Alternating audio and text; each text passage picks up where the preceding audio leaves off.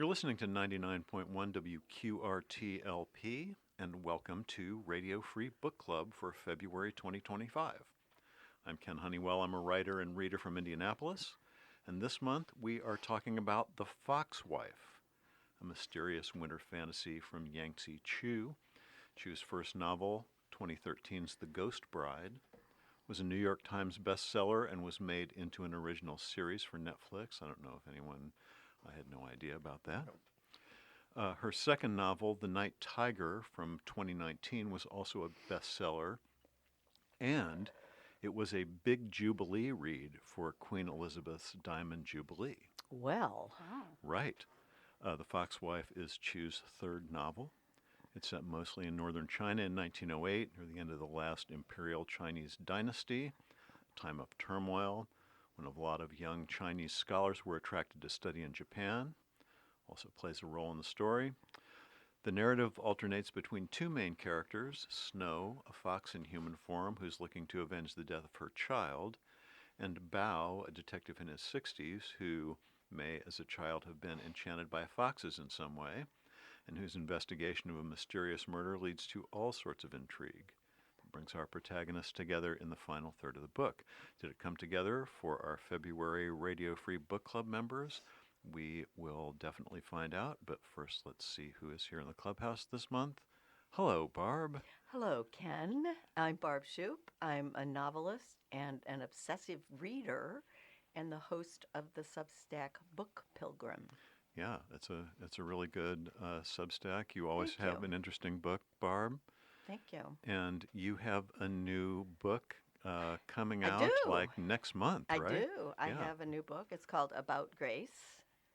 And it's about a young woman, a young middle-class woman who finds herself in a juvenile correctional facility for girls. Cool. And I assume we can find that in local bookstores here when it comes out? I hope so. And definitely, Definitely. on bookshop.org if Yes. you want to support your local bookseller. Yes. And at Quarencia Press. Okay, awesome. I have been lucky enough to read it. It's really, really good. So Thank you. congratulations on that. Thank you.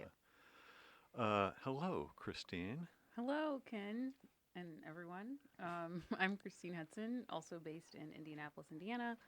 I work in marketing, which lately takes up most of my time, and then in the time that's left, I like to read and write as well. Yeah, great to see you, Christine. Yeah, it's and, good to be back. I think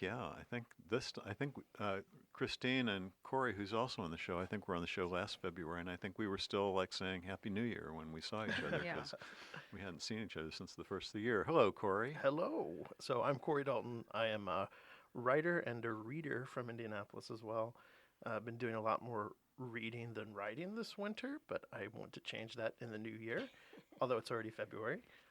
And Barb, congrats on the book. I've heard Thank only you. good Yeah. things Oh, about thank it. you. So I'm excited to Thanks. read it. Same. I hope you will like it. Yeah, I think you will. It's pretty great. Well, thank you, Corey. Thank you, everybody. And now, before we start uncovering all the secrets here, let me suggest that if you don't want those secrets spilled because you plan to read The Foxwife, you should probably stop listening and come back at a later time, which is not difficult to do because you can find this and all the episodes of Radio Free Book Club on Spotify, Apple, Mixcloud, just about anywhere you stream podcasts.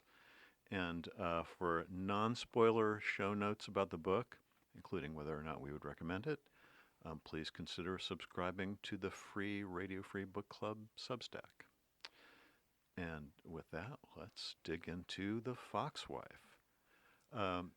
Christine, you're always a great summarizer. Can you give us a quick little what's the book all about? I can, yeah.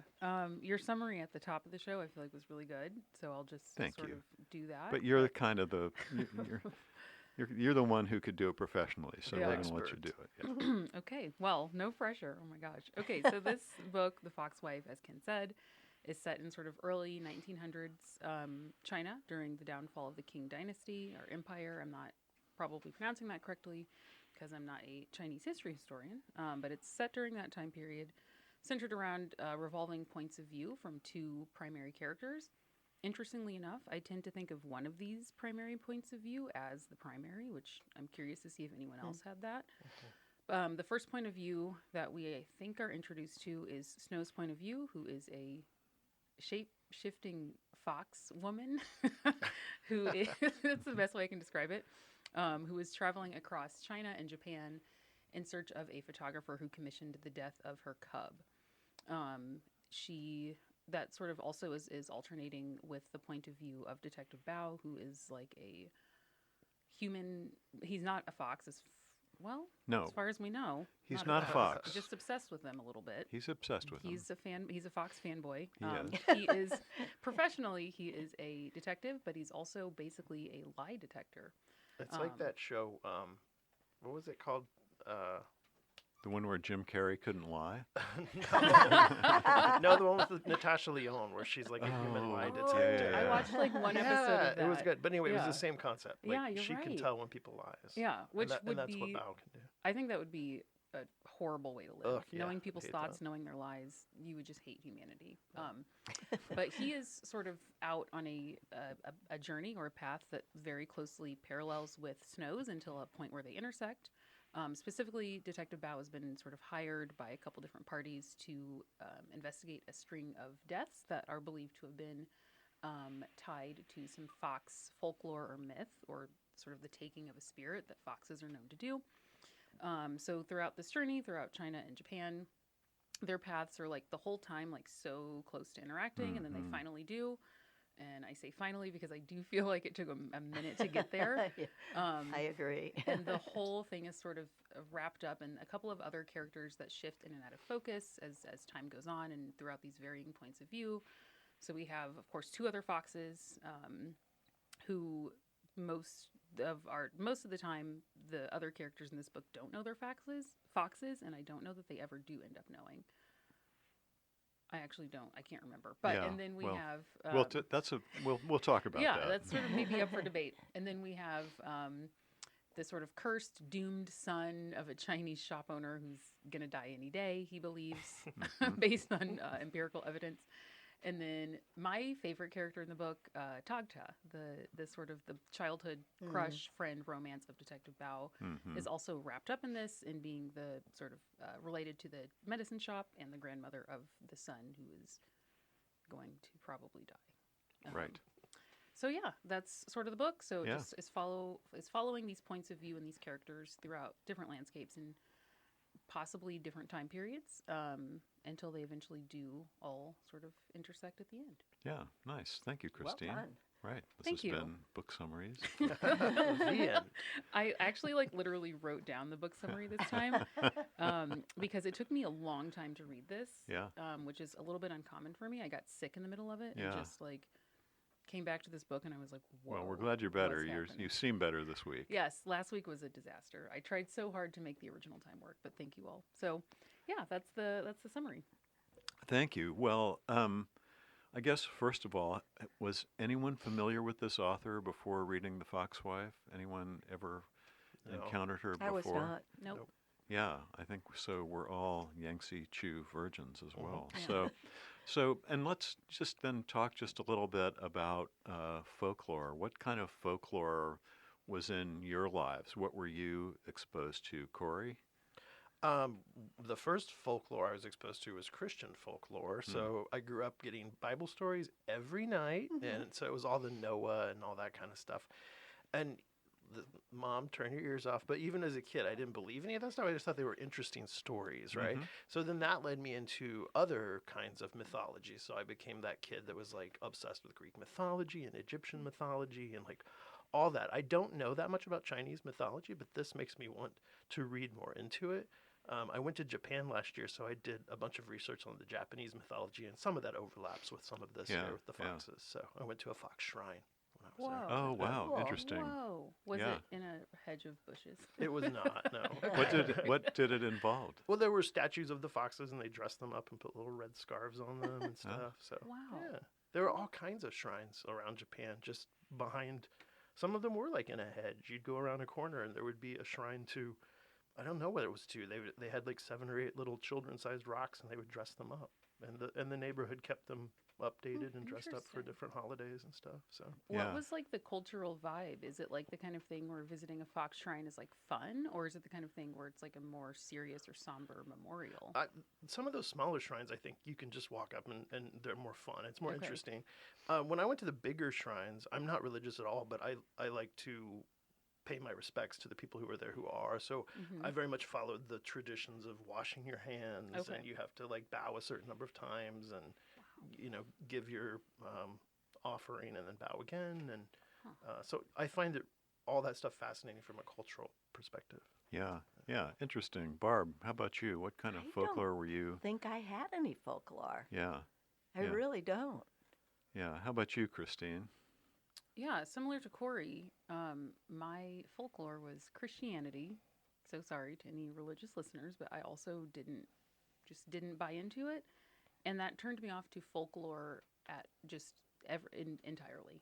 That's so interesting that yeah, we had we the had the same thing, and opposite, I yeah. went, oh, I want to read more of these from other cultures, and you were like, I was like, shut it off, shut it down. I don't want to know any more about folklore. Yeah. So nothing besides the Bible, which some might consider to be folklore, but that Yeah. was it. Yeah. Yeah, I would just, thinking about it, I remember like American folklore, like Paul Bunyan and John Henry and Johnny Appleseed those and are all so of those lame, kinds of. kid. I know they are. But that's all we have. I know, Right. but I remember Yeah. as a kid being so disappointed in like our American folklore. And I think Yeah. that's why I I- was like, I like this more ancient I think stuff. our country's too young to have folklore. I think you're right. I think yeah. this country is compared to the ancient East, like compared to China. I think we're too young to have That's an folklore. interesting observation. Yeah. I Yeah. think that's yeah. Yeah, I think that's probably true. How about foxes? Corey, you went to the fox shrine. Anybody have a thing for foxes or ever experience them out in the I'm wild? just not an animal person. I mean, like, I don't really know the difference between a fox and a wolf, for example. Yeah. I feel I should Google it now, but I think if you saw them, you would know. yeah. Yeah. Okay. Foxes have. Foxes are red. Yeah. They generally. can They're be. smaller. They're and smaller. They're They're, cuter. they have yeah. a vibe. Foxes have a They vibe. do Yeah. have a vibe. Yeah. I am not like a fox person, I would say. I think they're adorable and like cute, but I try to be careful about like one of my favorite movies as a kid was The Fox and the Hound. Oh my God. Oh, yeah. So I try to be careful about describing animals as like cute because I feel like Disney has made us believe that these Yeah. wild animals are adorable and we can approach Yeah. them in national parks. So anyways, that's my short rant on that. But I saw a fox randomly in Meridian, like Kessler. Oh, wow. Oh, I was really? out for a walk early one morning and saw something up in the distance that I could not figure out what kind of animal it was. And the sun was just coming up. This was probably late summer, early spring, like those two don't go together. Late summer, early fall.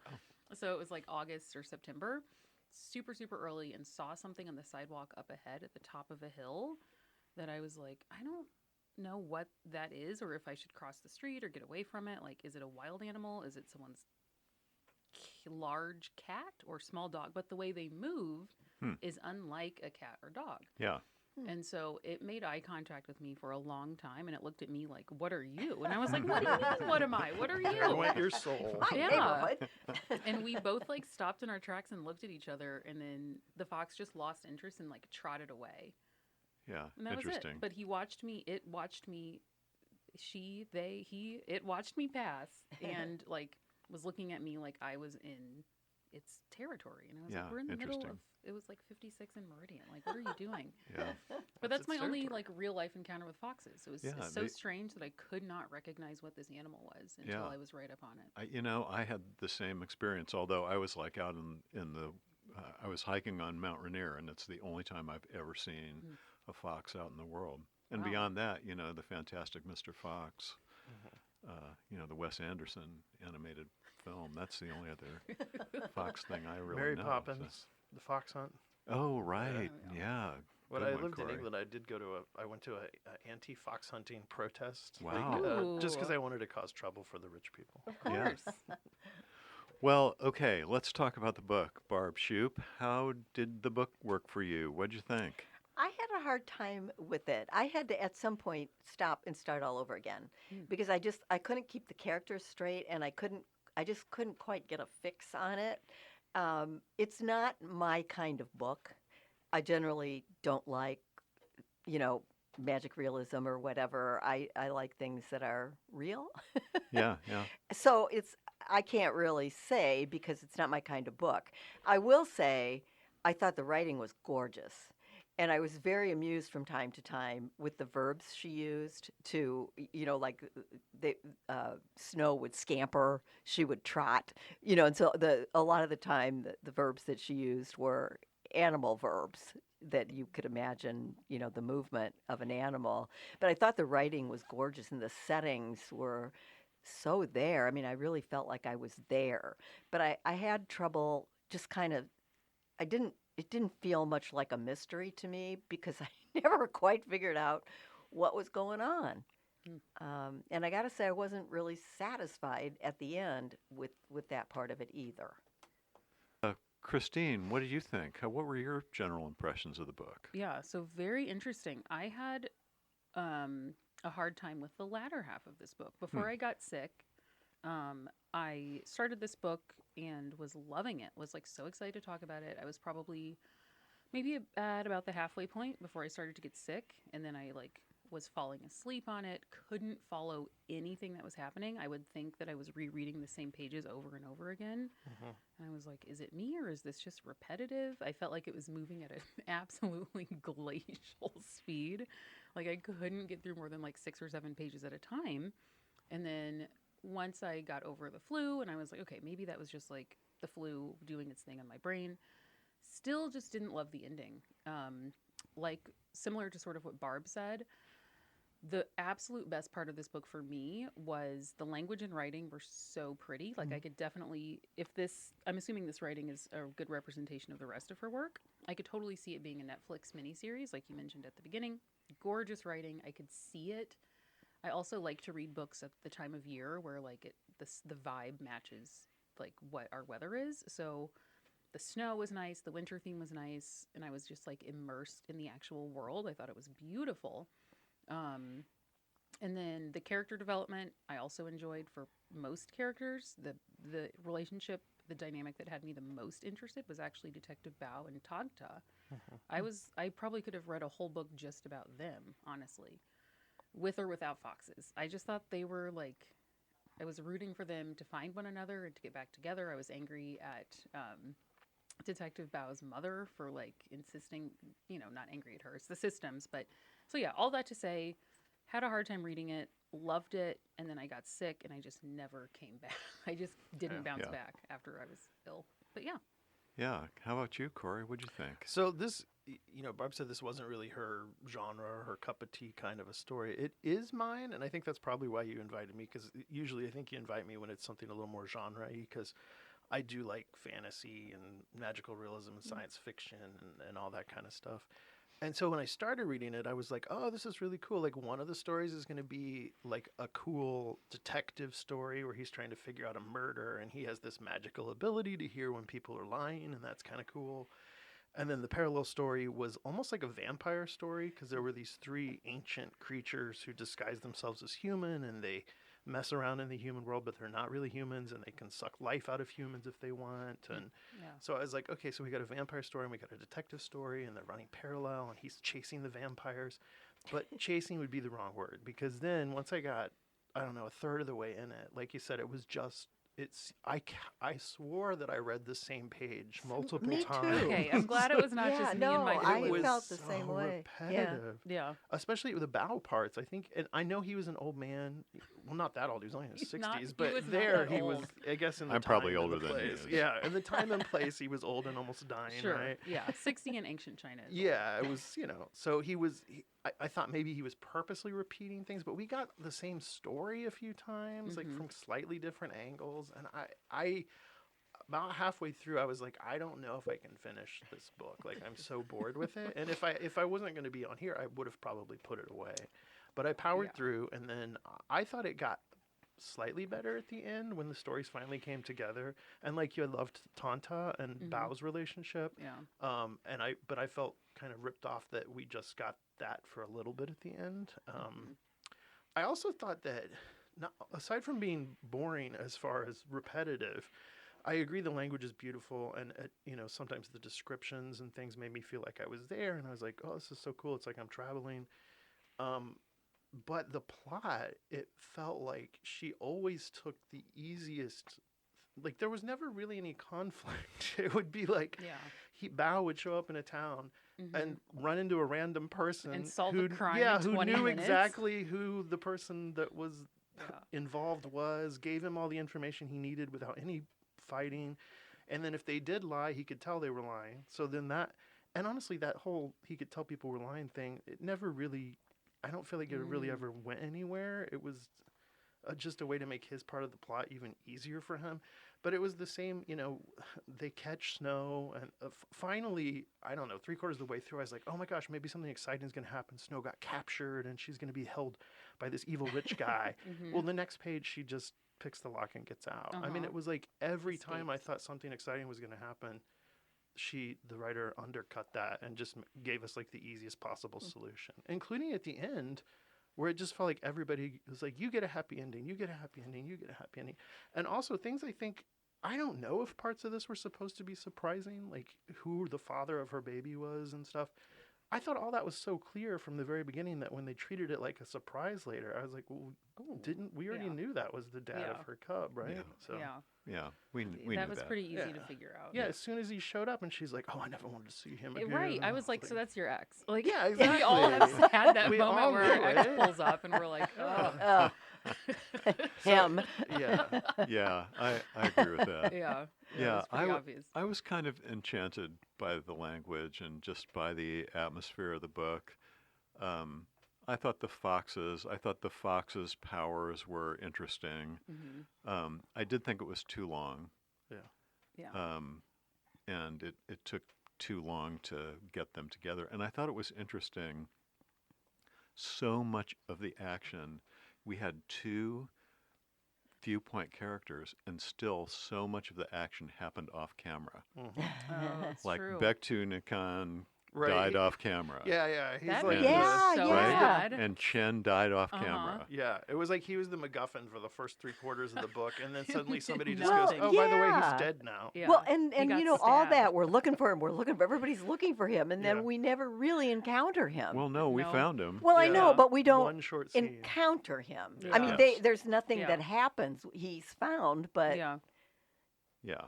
nothing really happens. Yeah. And didn't you feel like, she was so angry and so grief-stricken, we were told, but we never really got the story of what happened. Obviously, he abandoned the cub and went hunting or whatever it was he did, but there was no moment. We never saw the moment, when she came back and what she saw.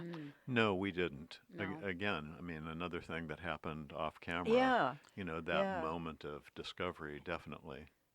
Yeah, I guess we got it. Bao interviewed somebody who said they were the one that they brought the wounded cub to, and then and so through that person they said, and then she showed up and took it. But yeah, we never got her perspective on any No, of it really. so we never felt it. We were Right. Yeah. told how she felt. I feel like that was kind Yeah. of a lot.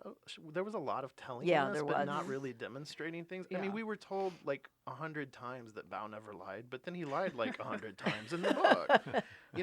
Like that was. He didn't like it though. No, Yeah. it buzzed in his ear. It really hurt him. Yeah. Yeah. But like Yeah, he was Tanta, really suffering. even Tanta, when she met him as an old woman, she's like, "Oh, it's the boy that didn't never lie," and it was like he just lied like on the previous page. I mean, I totally agree. The one storyline that gave me empathy again was the young Bao and Tagda. Those were like the only. That was like the only moment that I felt we were actually being like demonstrated something and building this bond instead of shown. I also liked that exploration of the fox lore was the most interesting to me with Tagda sort of like I also felt like she was the easiest to identify with. Sort of being an outcast and an other, and you just like feel for her with this like horrible arranged marriage they're trying to set her up with, and they want to be together, and like his overachieving older brother. I just felt so much empathy, and I could relate to that storyline, and I felt like those were the parts of the book where we could see and demonstrate, or have demonstrated to us the way that these two characters felt about each other. Yeah. And beyond that, it was definitely, I felt like a lot of telling. Which is instead kind of showing. interesting because Tanta, we didn't get anything from her perspective, obviously, but we got like Bao's take on her when she Mhm. was a kid, and as Yeah, she that's a got good point. older, and then we got Snow's take on her, and they both obviously loved her. Yeah, I mean, like yep. Snow was like putting herself at foxy risk every turn just because Mhm. she didn't want to like leave without saying goodbye to her Mhm. and things like that. So probably that's why we liked Tanta so much too, is because we Yeah. got the perspective on her from two different It's people about how true. kind of awesome she was, That's which she Yes. also demonstrated through her actions and what Yeah, she had for to say. sure. But I agree. I think she was the most engaging. So I don't know who to ask this question of, so I'm just going to throw it out there. There's a lot going on here. It's a murder mystery and it's a revenge tale, and well, maybe It it was. starts with a murder I was so Yeah. excited for the that murder happened off mystery. camera, Right, right. And is resolved off camera. I was and so that we don't excited for the isn't mystery. Well, maybe resolved. Is it resolved? I I thought don't it know. was. I thought Not it was 100%. black, It or- was no, white. It was assumed white. that Shiro was we assume was the killer, Yeah. and he did not have a happy ending. No. He Right. was he got taken away with the woman still Oh well, clinging he around got his stuck with neck. the rich Russian yeah, woman. right. He Right. got his comeuppance. Exactly. He'll suck her life out there. So, shortly. but here's my question: is the fox wife? Is it romantasy? I thought so. Oh, I thought so interesting. too. I thought so. And I so, honestly, sorry, oh, you no, go ahead. you go ahead. Well, I was going to say the child death as sort of the inciting incident. I never felt like that was really dealt with in a realistic way, and I think we talked Mhm. about how we didn't get we didn't see her perspective on it.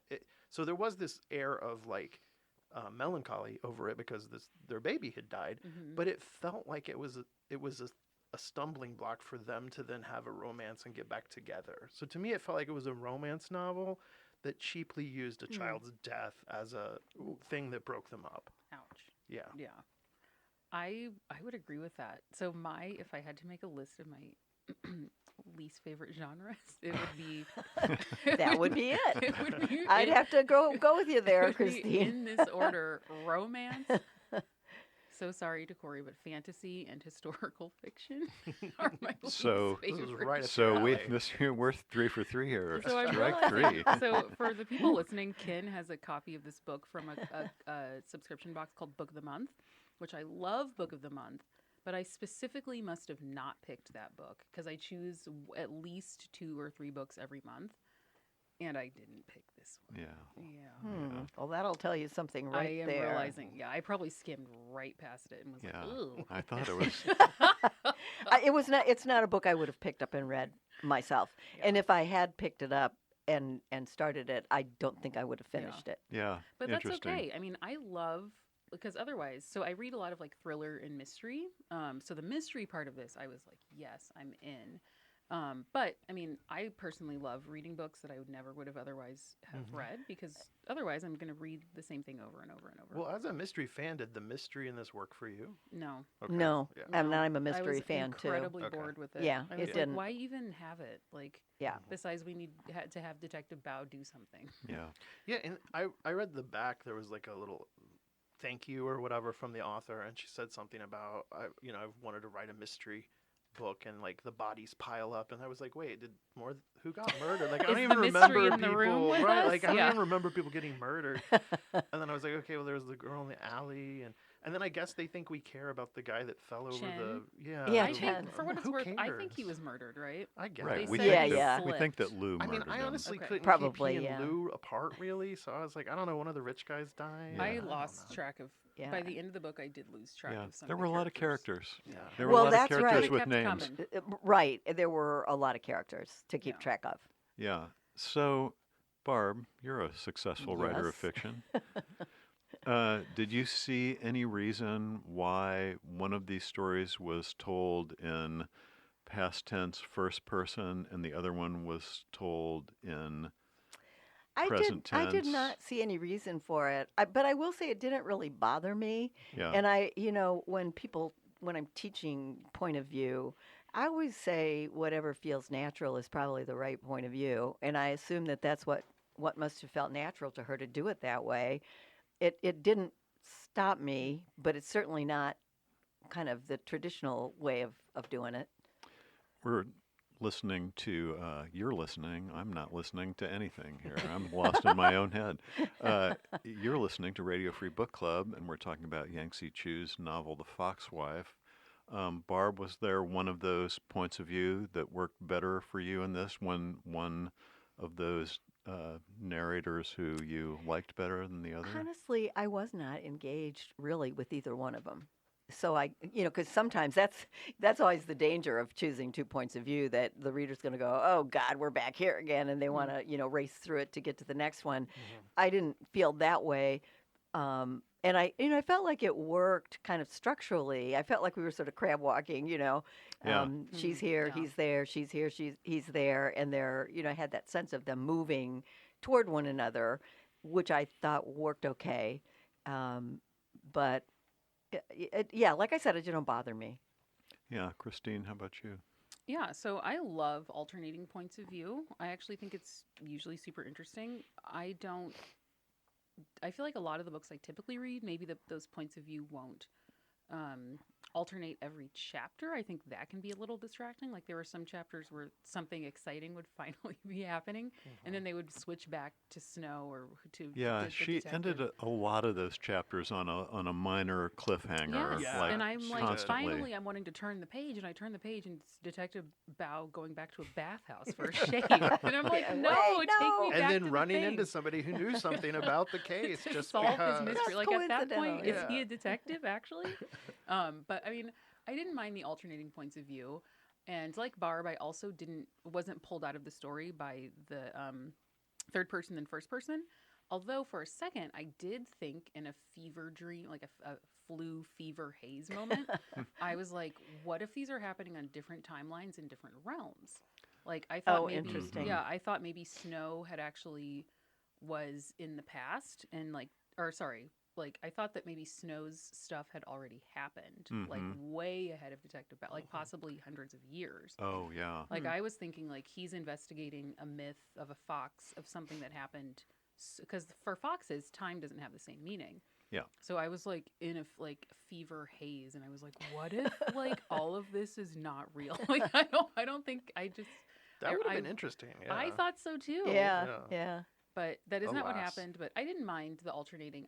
The alternating POVs. I was definitely though more interested in the detective for some reason. I just like, even though technically I think his chapters were a little bit more boring, I just like would have loved to have read a whole story of him trekking across China and Japan in search of these elusive sort of foxes, even if we didn't even ever meet the foxes in terms of a chapter from their POV, with like an alternating past of his describing his childhood.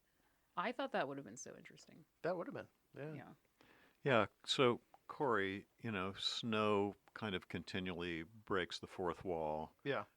How did you feel about that? Well, when I got to the end and it was like, oh, this is my journal and I'm going to hide it in this bridge and maybe you'll find it and read it someday. Like, I got it. Honestly, it didn't bother me. It was she was first person perspective. I felt like her storyline was a little more immediate to me, I think, because it was her telling me what she was doing, and her story tended to have the action beats and the cliffhangers and things like that. So I often found myself when I got to the end of one of her chapters and there was one of those minor cliffhangers, like, oh my gosh, I've been caught, dun dun dun, and then it would go to Bao, yeah, and like you say, he's like, I'm gonna walk here now, and this random person's gonna give me some information. His chapters were harder for me to get through. It may be just thinking of the process of writing something like that you trap yourself into that. It's got to be this person, that person, this person, Yeah. that person, and sometimes one of the persons may have less a story, and then you're trapped. You got to think, well, what is he doing? Well, he's shaving. That's not that interesting, No.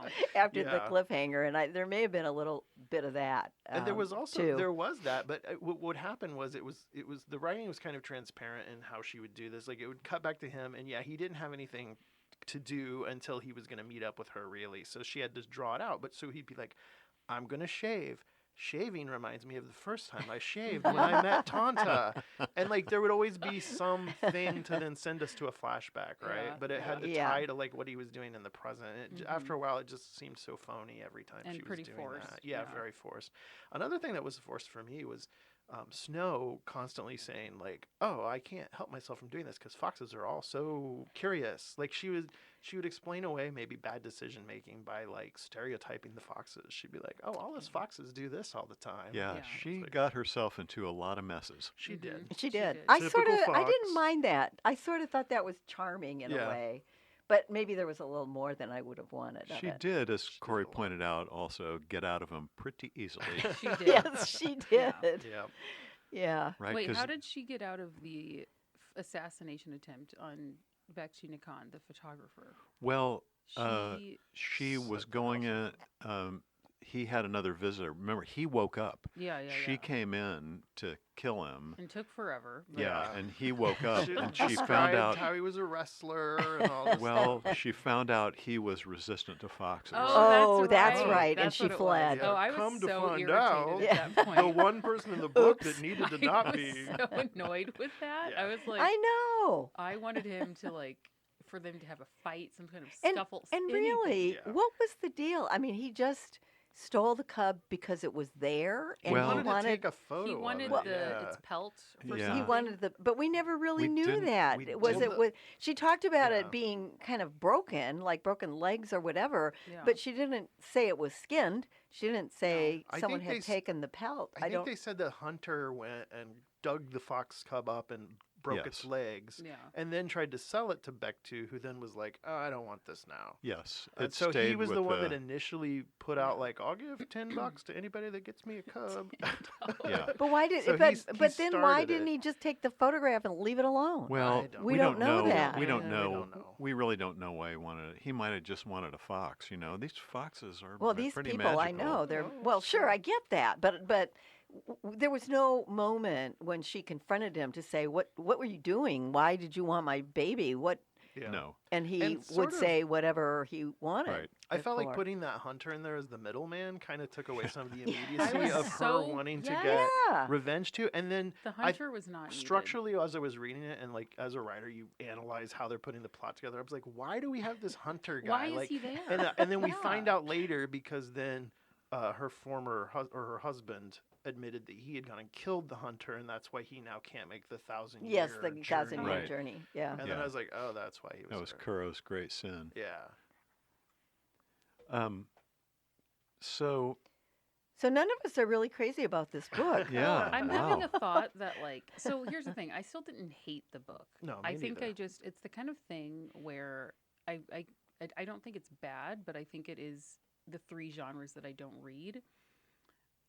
Because I don't all usually together like in one. and I have this sense that like I feel like we need a romantasy girly on here to tell us like what we are missing because I Yeah. think romantasy Oh, readers yeah. have a very specific tilt, and this author is clearly writing to romantasy readers. In Well, my what's opinion. that trope too of like the hurt lover and the other one has to like take care of them and like wash their wounds and stuff? There were Yeah. several scenes of that in this, Yeah, and I there thought was. this is pandering to those people that are I thought it into was that. kind of cringe, but yeah, Yeah. like that's. I think that this And author then is like then the cl- next yeah. chapter they'd be totally fine. I'm Yeah. sorry, I'm talking. No, I totally yeah, it's agree. like, oh, I gotta bathe him and bring him back to life. He's probably dying. And then the next chapter, he's like, hey, I'm back. And I would say one of the things that bothered me the most, that maybe I'm just like too picky, or maybe, I don't know what I'm talking about, but one of the things that bothers me the most about historical fiction, especially a fantasy historical fiction or a romance historical fiction, the language felt so anachronistic to me. Like Snow felt like she was writing in her diary in 2025. Mm. Yeah. And like for some reason I couldn't get past it. I think I maybe connected with the detective story a little bit more because he sounded older. Like he just like sounded like he maybe was actually in 1908 Manchuria, China, Japan, where this was set. Yeah, he sort But of for set- some reason, Snow was just, especially once her ex showed up, I was like, oh gosh. She actually used literally one time, I remember. She said like, Yes. oh, he put me to sleep literally. Yes, And I and mean I it was was like, it what was a are we correct use, doing? but it seemed Yeah. way too Yeah. And then it felt like I was reading a YA like 15-year-old girl's book, and I was like, but it's China. And then there's like a But you don't know when revolution. she wrote this. Well, I She guess was that's back on the true. 1,000-year journey. That's True. true. She might have Could written have. this Well, of last course, year. she was super old. I mean, right? could- We Right. don't know how old she was. Right. No, we don't know. Yeah. I mean, we think Kuro was at least, 80 or 100 years old because he helped Tagta when she Right. was just a kid. Right. We True. think. Right. We But think. their age can represent as anything, right? Yeah. Yes. Yeah. Yeah. Well, partly I think this book didn't know what it wanted to be. Right? I mean, it's got the romance elements, it's got the fantasy elements, it's got the historical fiction elements, it's got the detective elements, but none of them is particularly satisfying. Right. Yeah. I don't think it achieves any of them. So I came to the end. I'm not sorry I read it. It was interesting. I did, like I said, I thought the writing was beautiful. And I thought the Fox stuff was interesting because I'm generally not interested in that stuff, but I found myself kind of fascinated by it. I'm not going to go research it, but Although I would visit, I feel like it's the kind of thing like Corey. I wouldn't want to research it, but if I'm in I'd go the to a Fox culture, shrine in a minute. for sure. Yeah, Yeah. that's the first thing. I would do Totally. that over, a big tourist attraction because it's culturally important and relevant. And clearly is important to this author as well. Like, I get the sense that obviously this author probably loves foxes, like a lot, or A else little why, too much. or else why would you write this book? But yeah, I would like Detective Bao, Tagta, and the fox lore were the most interesting parts to me. And what is it that makes that a bestseller, do you think? I mean, what is it that makes that book be promoted and thought of? Do you mean A- this book or asking the the, Night the, Tiger? the, The the unanswered- author of, the who always has a un- book coming out next Yeah, month. Is yeah. asking. But I mean, what is it that makes that a reader's, whatever that is, choice? Is it Reader's Digest? Reader's? This said best-selling author, New York Times. Yeah, I best-selling mean, author. what is it that is? Who's reading that book and saying, "Oh my God, that's so wonderful"? I don't know. I don't either. Romantasy girlies. It's a big Maybe, deal right now. maybe. Is it? So it's maybe just on trend. Yes, could be, romantasy yeah. is so probably the reason that I didn't pick this on Book of the Month, and I've been getting frustrated with Book of the Month. I feel like they used to have very interesting selections from a wide variety of genres, but the thing that is selling right now, and the thing that most women or female presenting readers are reading is romantasy. It's all I ever Well, and hear rom-com. about. Yes, I love that. Yeah. it's all I hear about, and so that's what's selling. And so That Book must of the be. Month keeps picking these books, but Yeah. I just I haven't yet read one that I like. Yeah. Yeah, I mean, I guess I would say it is potentially appealing to a lot of readers if you're combining mystery and romance and Yeah. fantasy and kind of exotic folklore. It seems interesting. It seems, worthy of, I guess, promoting and publishing Have and you read promoting. reviews of it? I didn't read reviews of it. I have didn't seen either. reviews of it, but I haven't. I I'm just usually curious. don't read reviews. Yeah. Yeah. But I it saw- generally got very good reviews. It did. Yeah. I saw the average. I tracked my reading on Goodreads, and I saw the average Goodreads score was very high.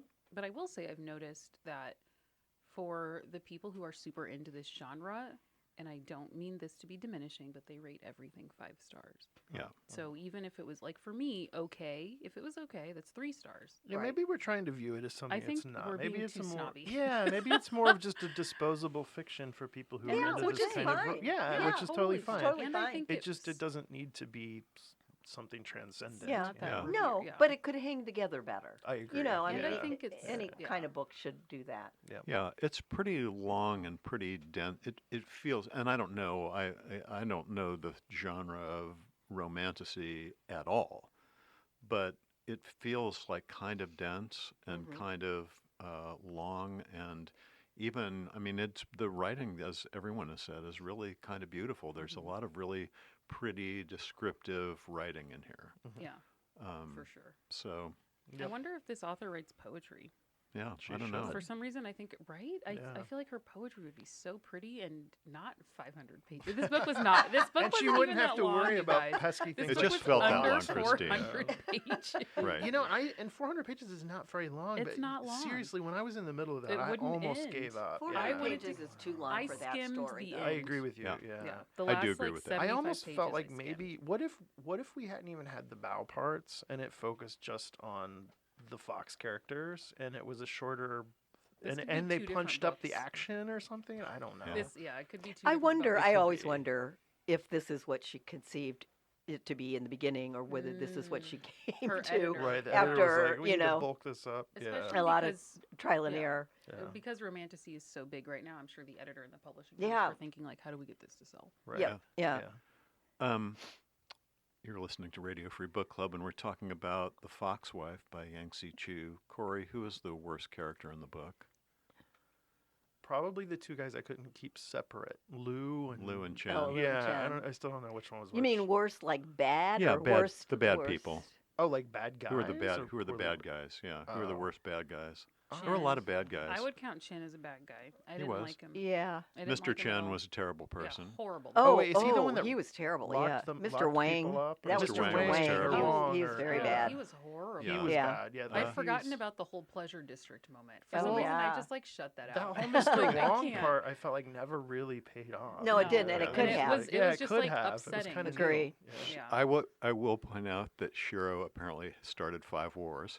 I I thought hated he was But kind that of was wonderfully charming. bad. Yeah, that Right. was charming. I didn't like Shiro either. Yeah, Oh. he was But a, I'd he like- was. I he was a- didn't like him, Started He was- but I was fascinated Yeah, by yeah. him. He was like amusingly a- bad. I a thought, slightly yeah, more evil he Homer. was Literal war criminal? more unpredictable. Everybody else was pretty predictable. Yeah. Yeah, it was like he was an agent of chaos. He was an agent of Literally. chaos. I liked that. Who And knows I no liked ends. that he Right. seemed to have genuine feelings for her that were very Oh, for frustrating sure. to him, Oh, you know, yes. because he didn't like that. He And didn't he like must have feeling had- that way. He must have had redeeming qualities because he was best friends with White, who was a super nice fox, right? So, Right. Because Well- they were friends before they met her. I think that's the whole Fox charming bit is he Yeah. can be awful and like still Yeah. everyone loves But him. you know, like at the end, he left with the Russian woman. He didn't suck her life out. He's trying to be better. Could be off camera. He was- I'm More hoping off he camera. sucks her life out. yeah, he just hadn't had a chance to escape yet. I don't think. Yeah.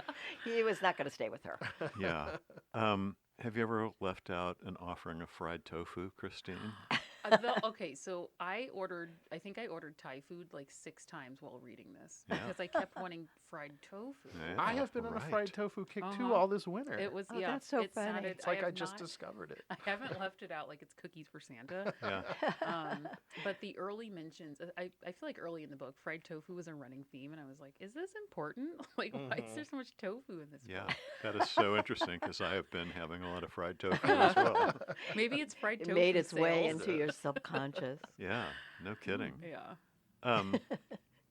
Well, let's talk about whether we would recommend this or not. I think if I'm reading the room right, I think I know what some of the answers are. But Barb, what do you think? Well, I would say if you like that kind of book, it's interesting, but it's not a great example of that kind of book to me. I mean, so I would say if people like romantasy or whatever it is, Yeah, I would say, yeah, give it a try. It's really interesting. You know, there's some interesting cultural stuff and the foxes and whatever.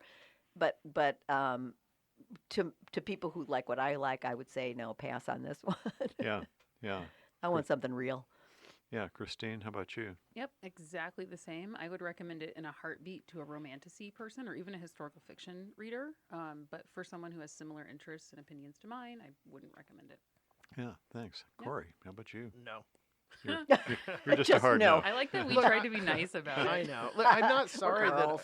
I'm glad that I powered through the middle part because I felt like it did get better. It didn't really come together or make me feel anything at the end, but the Fox stuff was so interesting. It did send me down a rabbit hole of Google and like reading all these Same. ancient stories and stuff. So at least it opened that avenue of stories to me. So I'm grateful for that, and I didn't hate it. I just was the middle part was so boring, so I couldn't recommend it to anybody because I don't think they'd make it through. It's too long. Needs editing, Yeah, Yeah. among Yeah. other things. I liked it better than all of you guys. I think. Ken's been Good. saying it the I whole was- time. Like I loved this. No, I didn't love it. But I was kind of charmed by it. It's winter. I Yeah. kind of felt like I was kind of in the mood for a winter fantasy. I Yeah. think. Yeah, but you had 3 weeks in Costa Rica, so you could, you might like a winter Sounds fantasy. that The rest also of us is true. are stuck here. Yeah. I don't So- want a winter fantasy. Yeah, I liked it. I thought it was really pretty. I thought the foxes were interesting. I thought that just kind of that folklore was interesting. And I am not a romantasy reader or really even a mystery reader. But I am a little bit of a fantasy reader sometimes, and I kind of liked it. I think for what it's worth, I almost prefer talking about books that most of us didn't like than that everyone liked. I don't know. I think it's just a lot more interesting. Yeah, Yeah. I would Yeah. agree with that. I agree with that too. I thank you guys for all not liking this book. Well, I don't think anybody hated it, so we No, all no, had I didn't positive hate things it. to say as well. Yeah, I did not hate I it. didn't hate it. No, I Um, yeah, To I your, get it. your winter fantasy excursion in your mind, I can be there with you, because there were scenes where they would go get in like the boiling hot water tub, and they explained how it worked, where you Yeah. stepped on the wood and it Yes, sunk that down. was I mean, cool. it So was much cool. of that out that content. stuff I did Yeah. really And then I was love. like, I think Yeah. I need to go get in my hot tub, because this is, Yeah. so good. But so there were parts of it where I felt it was like cozy. It made It me was so nice. cozy. Yeah. Yeah.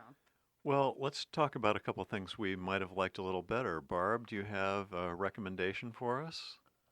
Oh, I'm in the middle of Our Evenings by Alan Hollinghurst, Oh, wow, a British okay. writer. Yeah. It's a really interesting depiction of kind of gay life in England among the Oxford set, kind of in the 60s up to now. Yeah. Main character is an actor. He's a Burmese, half Burmese, so interesting, kind of world for him to be trying to make it in. But it's quite good. Yeah, great. Yeah, I'd be interested to read that. That's good. I've heard about Liked it. Yeah, Christine, how about you?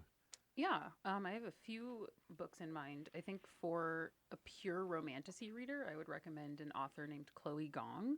I believe she's also Chinese, and the one book of hers I read, of course, I didn't love because it was romantasy Well, and of course. historical fiction. I think it was called All These Violent Delights or something similar to that, and it was. I read it years ago, so I might be misremembering the name. But if someone is interested in romantasy, I would recommend Chloe We will Gong. put that in the show notes. There you go. Yes. And then in terms of a book that I did like that reminded me of this, pretty popular author Alex Michaelides. He wrote The Silent Patient, The Maidens, and The Fury. Very much, all of his work is very, very cinematic and beautiful writing, a lot like this book. And very much centered around Greek mythology. He's Oh, cool. a Greek author, and all of his books are related too, which to me reminded me of the parallel storylines. So I would recommend Alex Michaelides. The best one for Greek mythology was called The Fury. My favorite book was called The Silent Patient. I read that. Awesome. I liked it Yeah, too. it's Yeah, really good. Great recommendations. Thanks, Christine. Yeah. Corey, how about you? Yeah, I'm in the middle of reading an oral history of David Lynch's Dune movie, Wow. called wow. A Masterpiece in Disarray, and it was written by a film journalist Great named title. Max Every. And so it's like, it was all new interviews with the cast, the crew, David Lynch before he died. This just came out, I think, last year. Oh. And so, it's really interesting because I like film a lot. So it's interesting to see how that all was supposed to come together, and then what happened and why it ended up the way it ended up. So Yeah, how interesting. Yeah, I could watch that movie. I was a Dune fan. I enjoy that movie. Yeah. Yeah. I mean, Yeah. you can see the flaws though. So reading this, you're like, oh, that's why this happened. Yeah. Interesting. That's Yeah, how that interesting. happened. Yeah. Yeah, thanks, Corey. So lately, I've read a couple of pretty recent novels that people loved. A lot of people loved, and I did not. So I was a little stymied for something to recommend this month. And then I read Tony Tulatumute's book of connected short stories called Rejection. And wow. Oh. The stories are fascinating and not always easy for a Generation Jones guy like me. He's 41. His characters came of age in the internet age, and I had to look up a fair bit of, text shorthand. And in case of one of the stories in particular, it's a lot of like over-the-top tech bro argot. But the stories are fascinating, and the characters are, most of them are damaged in a really cringy way. And all the stories involve some kind of rejection. One of them is basically, do you guys know the joke comedians tell each other called the aristocrats? Yeah. It's like tell the raunchiest joke you possibly can. Yeah. There is a story in here that is kind of like the short story version of the aristocrats. Interesting. And there's, it gets incredibly meta by the end. I really enjoyed it, and I'm also recommending it because I'd love for like some millennials, Christine, to read it and Yeah. tell me what they think. It made me glad I'm old also. So. But, I would like to know what you think. And we would like to know what you think, listeners, about The Fox Wife and about the show and what books you like. Remember, you can stream our show practically anywhere you get podcasts. You can find notes for this and all of our shows on our Radio Free Book Club Substack, which we hope you'll consider subscribing to. For Barb Shoup, Christine Hudson, Corey Michael Dalton, and all their members of Radio Free Book Club, I'm Ken Honeywell. Thanks for listening, and join us next month when we'll find ourselves in the middle of a scary Irish Civil War with Paul Lynch's Booker Prize-winning novel, The Prophet Song. We hope you'll listen. Until then, read a book.